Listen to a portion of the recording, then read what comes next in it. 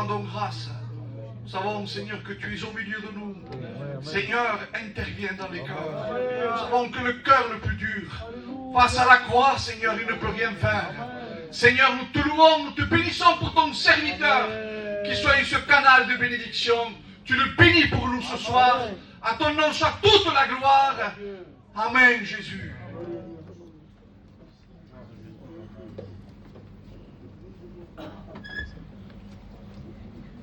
Gloire à Dieu.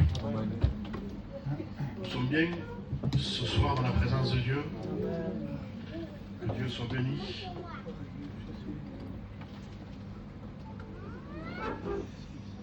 Qu'est-ce qu'on est venu chercher ce soir?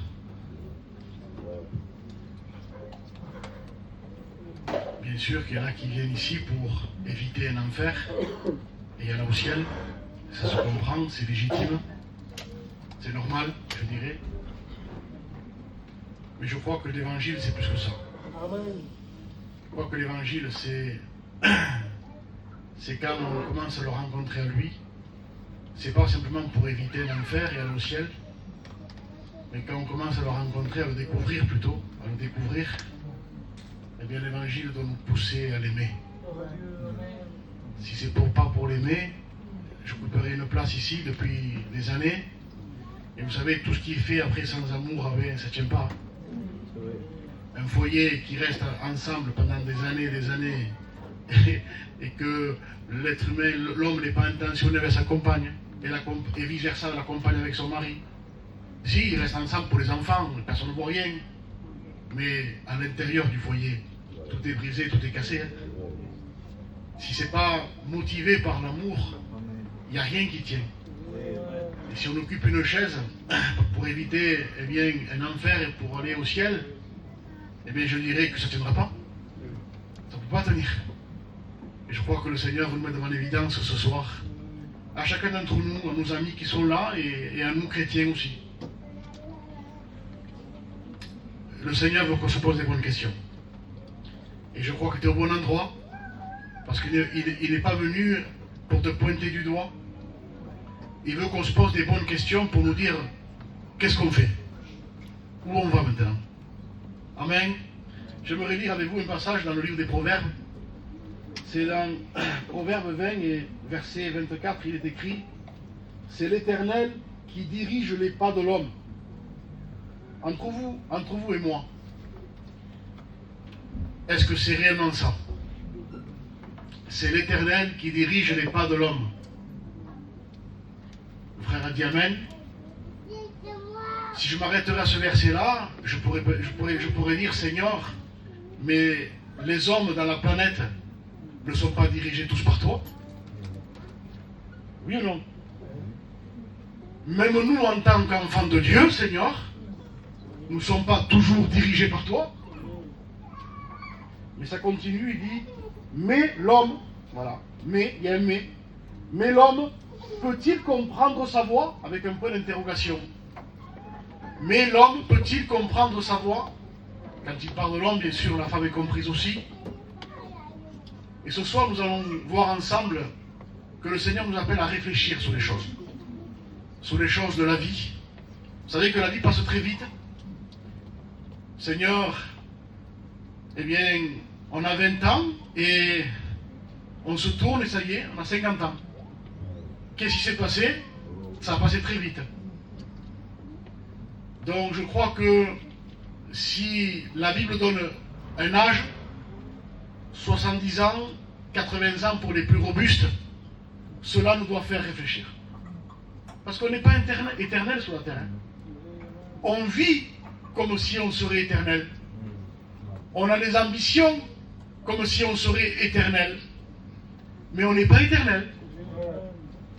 Donc le Seigneur nous appelle à notre réflexion ce soir, on va le voir ensemble justement, comment diriger nos pas. Malheureusement, on ne sait pas se diriger.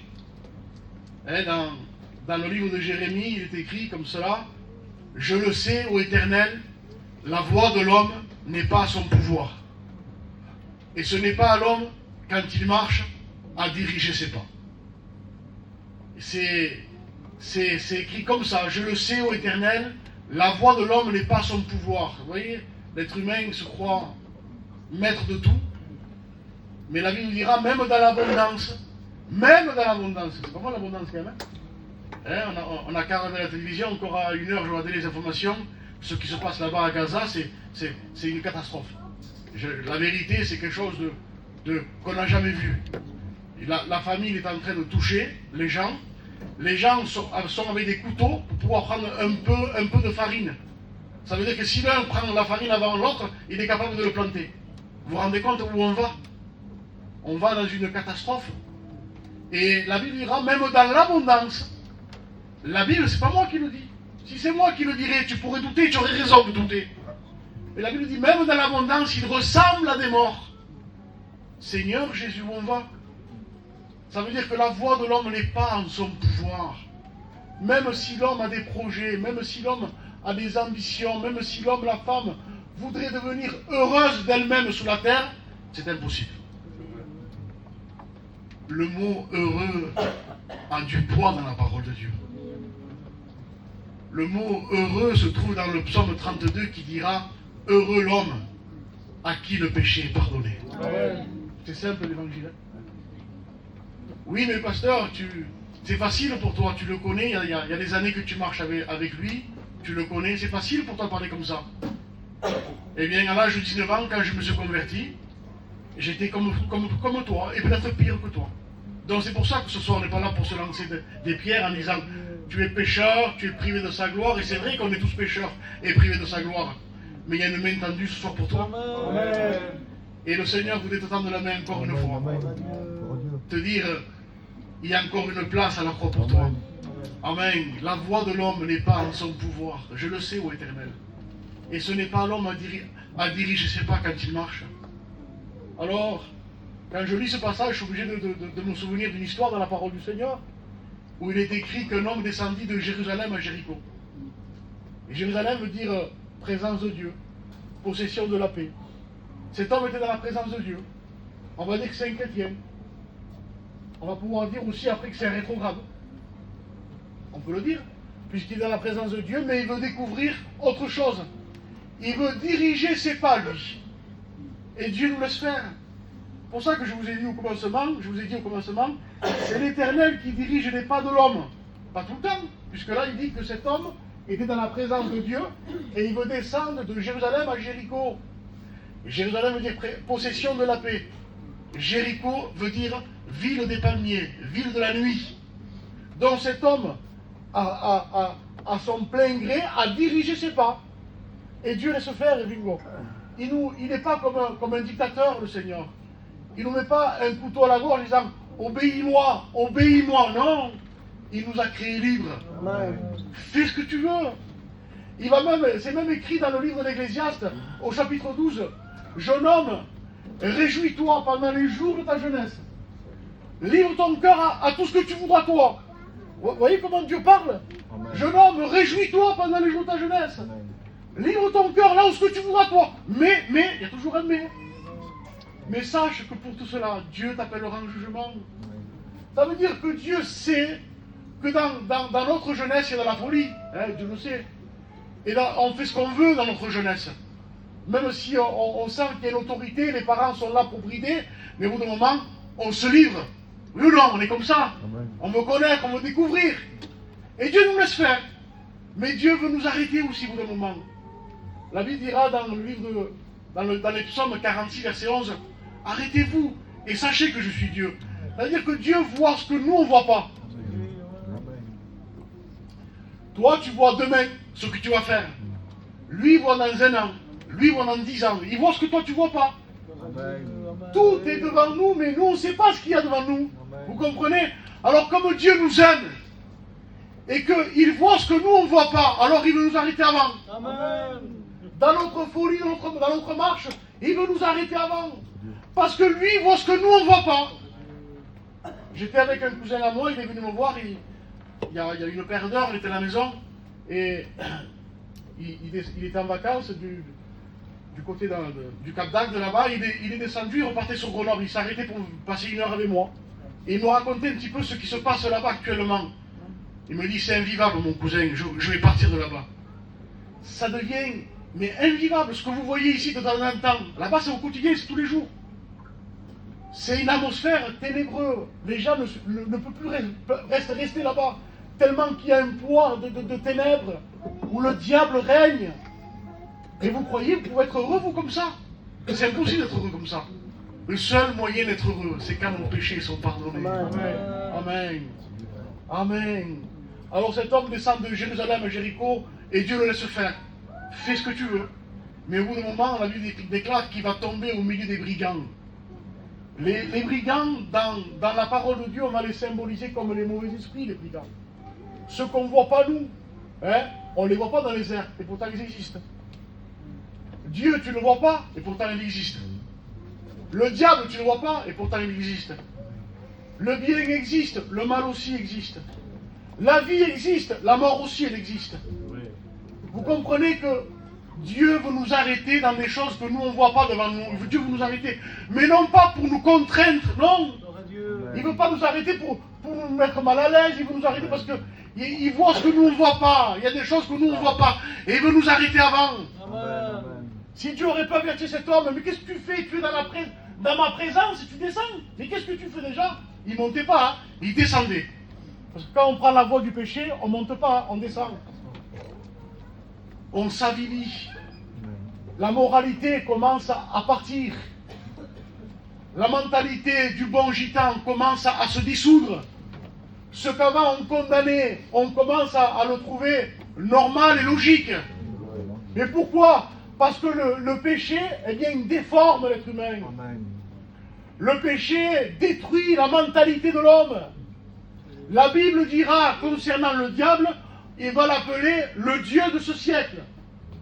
Aveugle l'intelligence des hommes pour qu'ils ne voient pas resplendir la gloire de Christ. Le diable aveugle l'intelligence des hommes. Vous vous rendez compte, vous? Logiquement, quand on aveugle, c'est au niveau des yeux, non? Non, là, c'est au niveau de l'intelligence.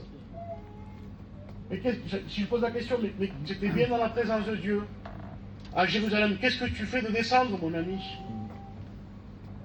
Et s'il pourrait me répondre, il me dirait, j'ai voulu diriger mes pas comme bon me semblait.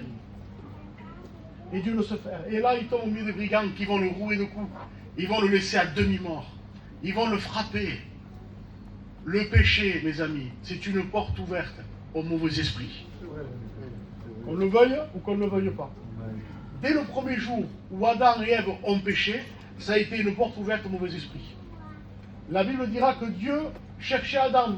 Il savait où est-ce qu'il était. Il se cachait derrière un arbre, lui. Adam, où es-tu? Eh bien, je me suis caché. J'ai eu peur. La honte est venue. La peur est venue. Mais pourquoi la peur est venue? D'un coup, la peur est venue. Parce qu'ils ont désobéi à Dieu. Le péché, c'est une porte ouverte aux mauvais esprits.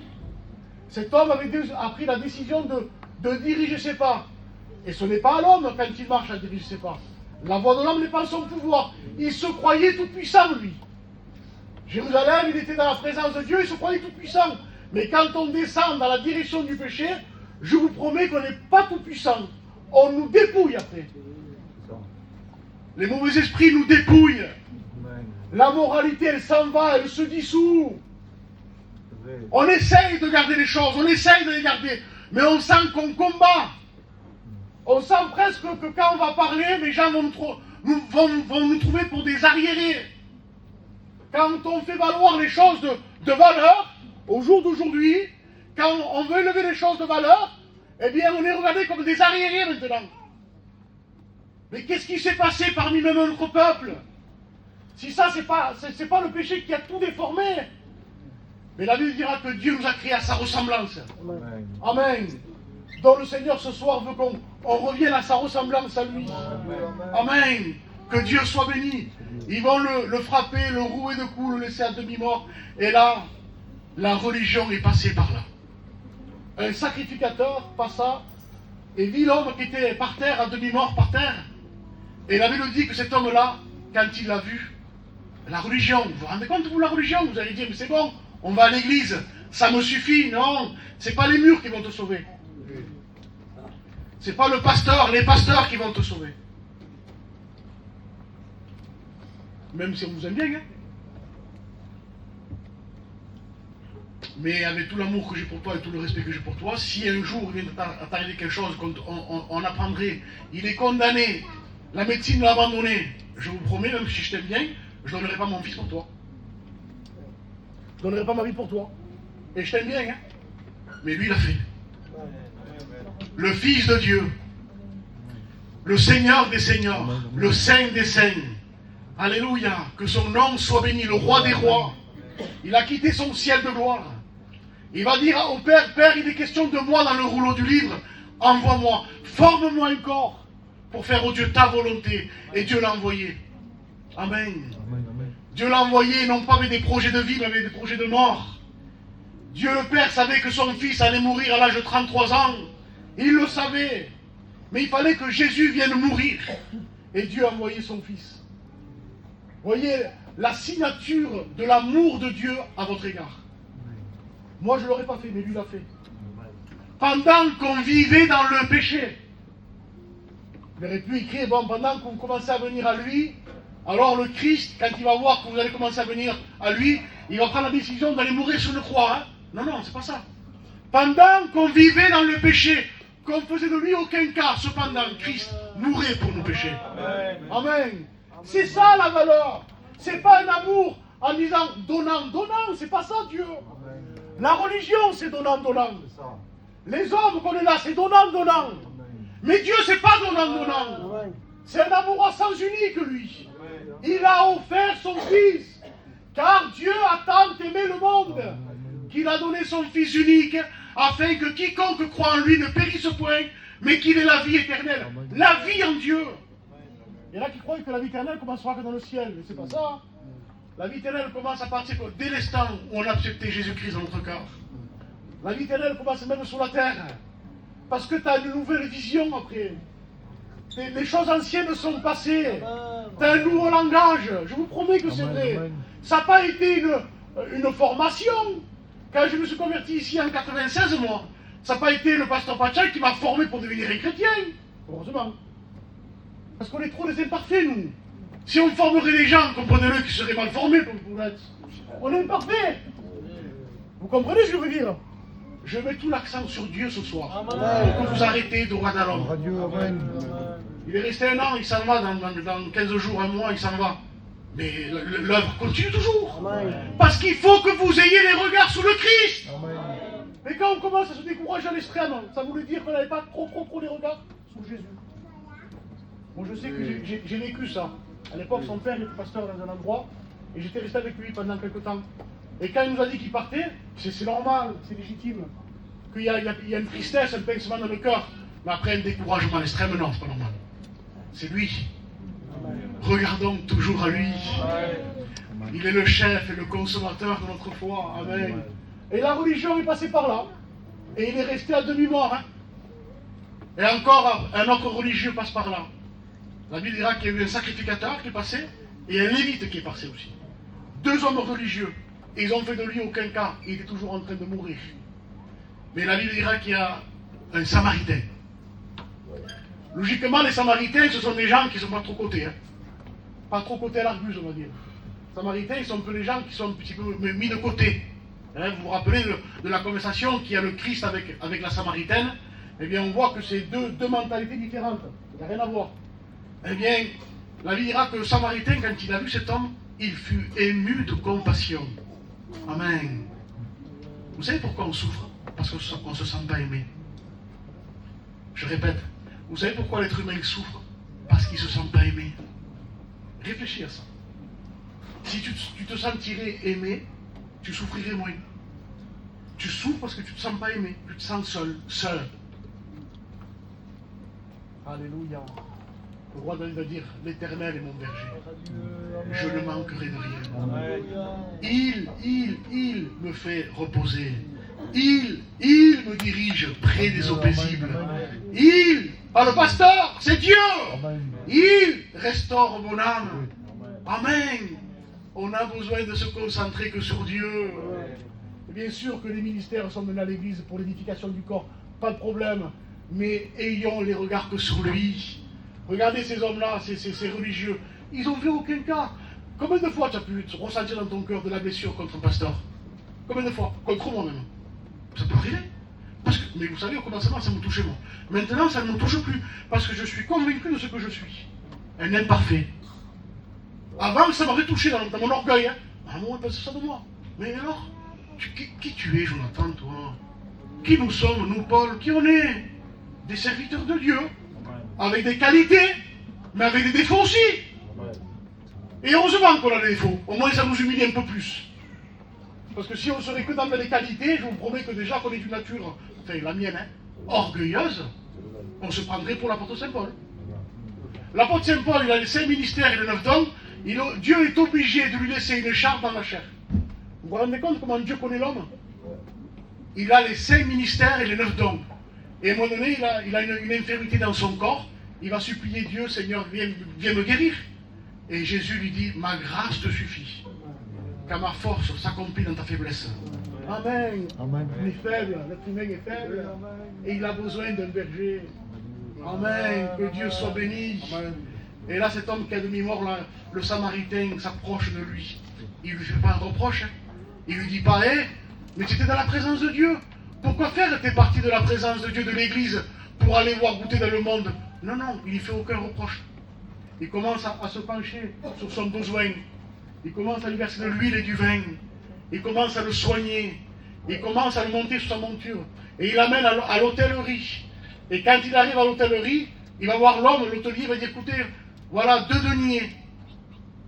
Et ce que cet homme dépensera, moi, à mon retour, je vous le paierai. Ça veut dire qu'on n'a rien à prouver à Dieu. Viens tel que tu es. Viens tel que tu es à Jésus. Amen. On n'a rien à lui prouver. Même nos qualités, mettons-les de côté. Amen. Venons à lui tel que nous sommes. Amen. Jésus a dit, je ne suis pas venu pour les bien portants, mais je suis venu pour ceux qui se considèrent comme malades. Amen. Amen. Vous croyez que c'est normal qu'en 30 ans ou 35 ans que l'Église est ici, on se retrouve encore que quelques personnes comme ça, en ayant peut-être 500 gitans à Arles? Est-ce que vous croyez que c'est normal? Non, c'est pas normal. Parce que justement, on a plus dirigé nos voies nous que Dieu. On a besoin que Dieu dirige nos voies. Amen, amen. Amen. Et là, cet homme a été entre de bonnes mains. Voudrais-tu pas ce soir te remettre entre de bonnes mains? Non, pas la main de la religion, hein. Pas la main des pasteurs, non, non, entre de bonnes mains. Tu me diras, mais pasteur, on dirait que tu es en train de disqualifier les pasteurs. Je dis, disqualifie personne, moi. Je suis obligé de t'orienter vers la source. Amen. Jésus, c'est pas un robinet, c'est la source. Amen. Vous comprenez? Quand on va chiner, nous les gitans, et qu'on trouve qu'un ouvrier ou une ouvrière, quand on va chiner l'ouvrière, non, on va dire au magasin, appelez-moi le patron, on veut le patron. Appelez le patron ce soir. Amen. Le patron, c'est Dieu. Amen. Amen. Amen. Oui, ce n'est pas à l'homme, quand il marche, à diriger ses pas. Et la voix de l'homme n'est pas son pouvoir. Ce soir, j'aimerais te dire que tu as le privilège d'être là, à l'écoute de la parole de Dieu. Et Dieu te fait une grâce encore. Il veut prendre soin de ta vie. Il veut soigner tes plaies. Il veut guérir ton cœur brisé. Vous savez que le diable a un but, hein, c'est de ramener toujours ton passé devant tes yeux. Et quand il te ramène ton passé devant tes yeux, ça te fait souffrir. Hein. Mais voilà, mais Dieu, lui, il veut justement arrêter ça. La Bible dira que quand il prend nos péchés, il les prend, il les jette derrière lui au fond de la mer et il ne s'en souvient plus. Vous vous rendez compte?